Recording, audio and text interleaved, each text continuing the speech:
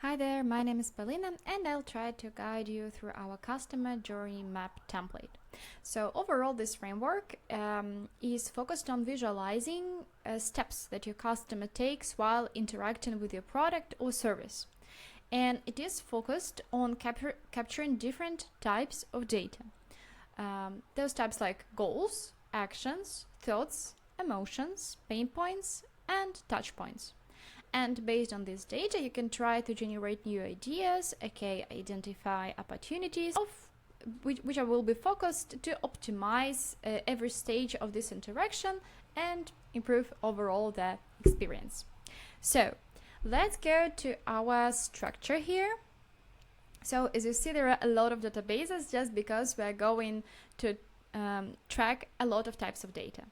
If you're familiar with this framework and you tried before Miro or Canva or Figma, then most likely these types of data, they were just text, like colorful blocks, etc.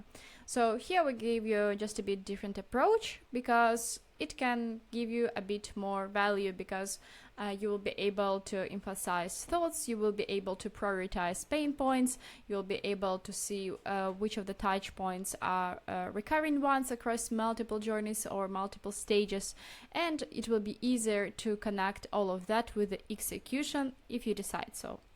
So the first level, as you see, is a journey. So this is end-to-end process of a customer experience when interacting with a product or service. So customer may have multiple journeys, maybe based on the persona, maybe based on their use cases. So if you're interested in this part, I definitely recommend checking other templates from the gallery and maybe connecting this space with, let's say, I don't know, user research, where we'll be handling information about personas. Yeah. So let's go back to this template. And every journey will have a document inside. You will be able to see why have I decided to focus on it. You can also check when it was finished, and of course journeys need repetitive reviews, like what had changed, etc. So you will be able to see the latest review here as well. And you can plan multiple journeys. You can also it's up to you to define those states. Nothing is hard-coded, and you can always add new fields here based on the use cases you have in mind. So yep, here we explain why have I decided to focus on the journey, maybe information about the persona, that kind of stuff. And then we have to decompose our journey into stages. So most likely stages will be different, but if you use the same approach, like for every journey I have a set of repetitive stages, and just those action items like pain points, touch points, emotions, they will be different for them. So feel free to use our automations, so each time you have a new journey, stages were pre-generated. You'll find the link to the guide how to do this in one of the documents on the left. So here, as you see, we have 5 stages, and one of them contains some information inside. So all the pain points, all the actions, all the goals, they have to be generated per stage.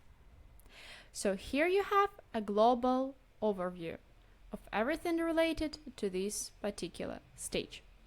And by the end of the day, when the journey is done, you will have such kind of collection for every of your stages. So it will help you to keep the context. But this is not the only way to see this data. You can always go to the classic view whiteboard, and as you see here we have the same stages, and it looks just probably a little bit better to see all the goals, to see all the thoughts, to see all the pain points. The difference between Miro is that this whiteboard is a bit more buggy, but good news that you can also open any goal here, and it will be open as a card, so you can also add more details here, like comments. You can upload pictures, maybe proofs from the interview, and you can also create something from scratch here. So you can I don't know, say that we have a new goal, and then you can convert it into the goal. In fact, that will be it. If we also add such kind of arrow, maybe it will make it a bit more sense. Once we added, by the way, new goal here, it will appear on other views as well. So you can have overview both on the whiteboard and on the every of the stages. When this journey will be fully done, it makes sense to have a whiteboard per journey. So you can just duplicate this one, remove all the cards and input new ones.